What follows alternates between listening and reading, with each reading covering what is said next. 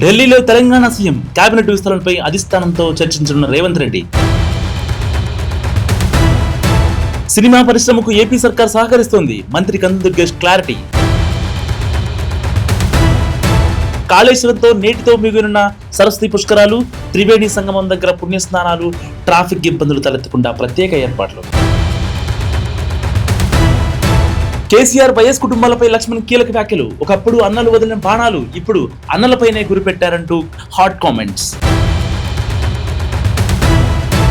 ప్రభుత్వ కార్యాలయాల్లో జగన్ ఫోటో ఉంటే బయట పడేస్తాం. మడకసిర ఎమ్మెల్యే రాజు హాట్ కామెంట్స్. లిక్కర్ కేసులో నిందితుల కస్టడీ పిటిషన్లపై ఏసీబీ కోర్టులో విచారణ.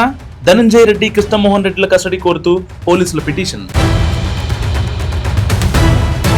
టీటీడీ మరో కీలక నిర్ణయం. శ్రీవారి సేవలో పాల్గొనేందుకు ఇక ఎన్ఆర్ఐలకు అవకాశం. శ్రీవారి సేవకు 14 దేశాల్లోని ఎన్ఆర్ఐల ఆసక్తి. పెరుగుతున్న కరోనా కేసులు, కొత్త రూపంలో పంజాబ్ విసురుతున్న మహమ్మారి. ఉక్రెయిన్ రాజధాని కీవ్ పై రష్యా 250 డ్రోన్లతో దాడి. 20 మంది మృతి, పలువురికి గాయాలు. ఇవాళ రాయలసీమను తాకనున్న రుతుపవనాలు. 3 రోజుల పాటు విస్తారంగా వర్షాలు.